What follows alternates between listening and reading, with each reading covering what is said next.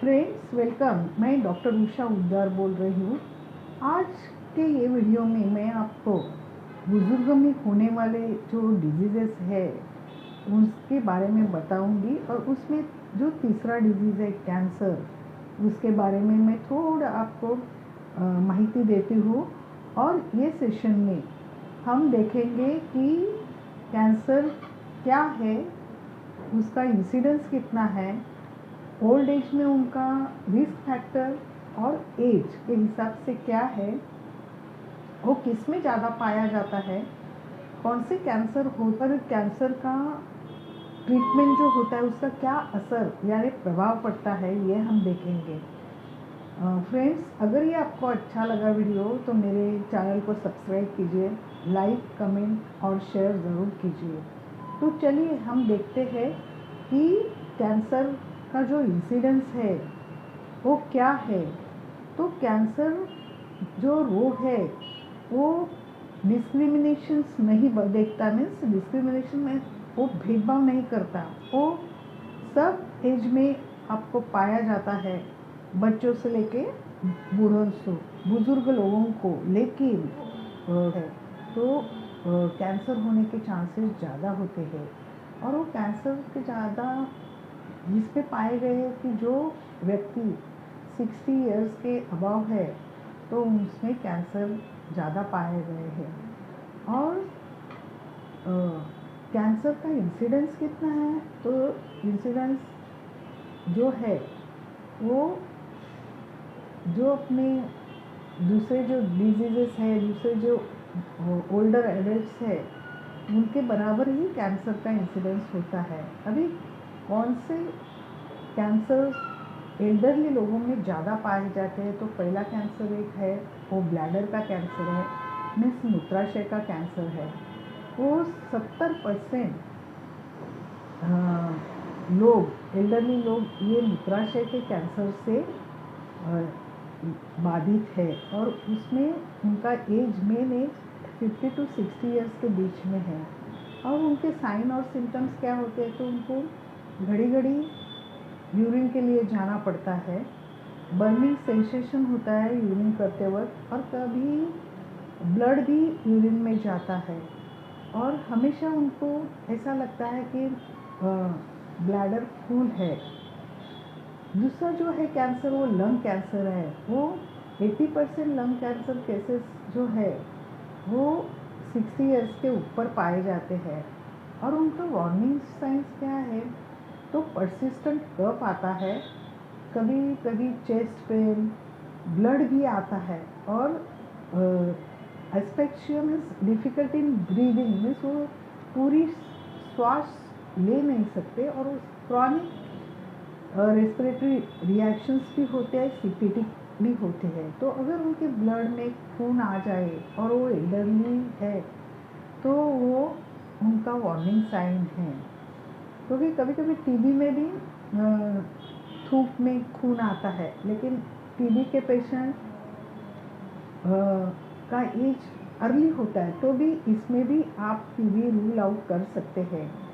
तीसरा है pancreatic cancer. Pancreatic cancer वैसे भी वो रेयर है, लेकिन इन एडवांस स्टेजेस ये होता है, और इसमें भी ज़्यादा करके जो एल्डरली है, बुज़ुर्ग है, वो अबाउट 65 ईयर्स के होते हैं।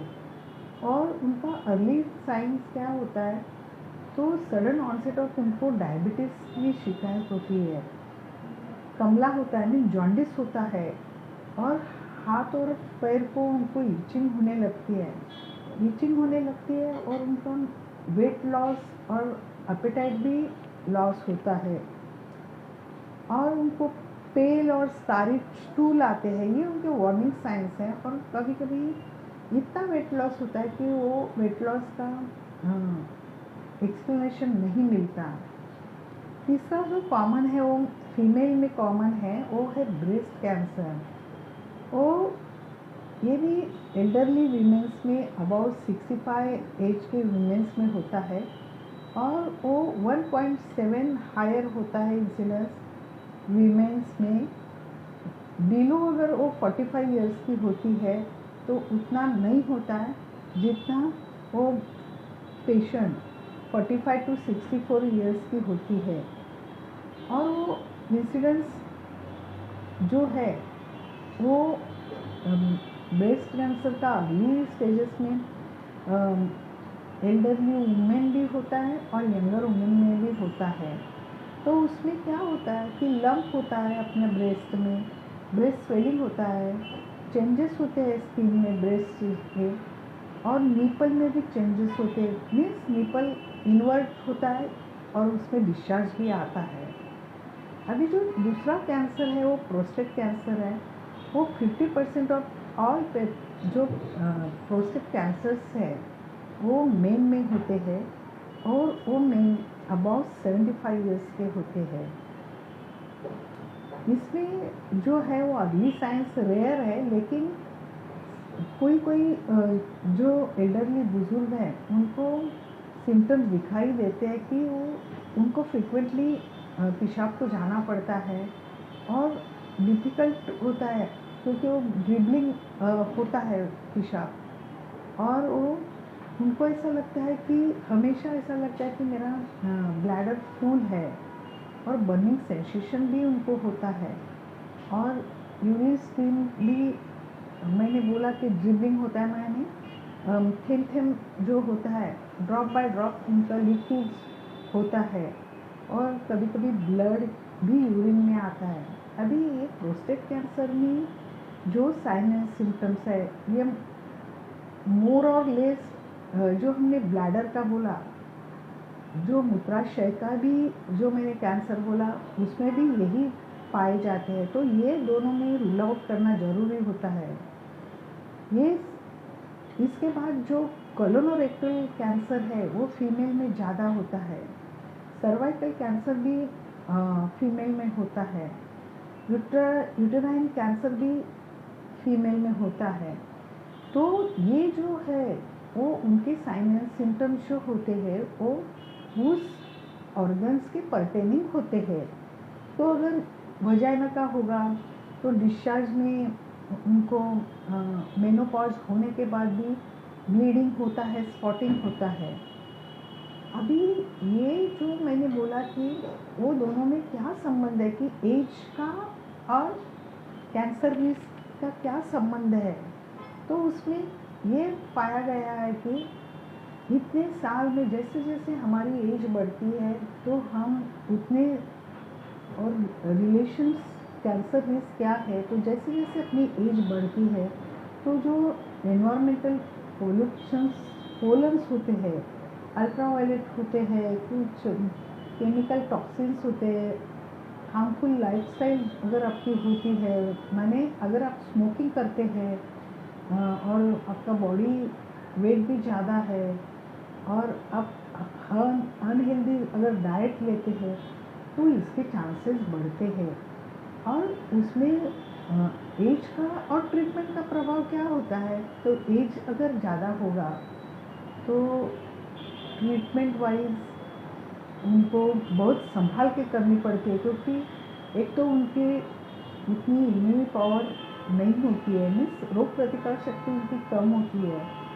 दूसरा वो ट्रीटमेंट, कैंसर का ट्रीटमेंट इतना हार्श होता है कि वो उनकी बॉडी वो सह नहीं पाती।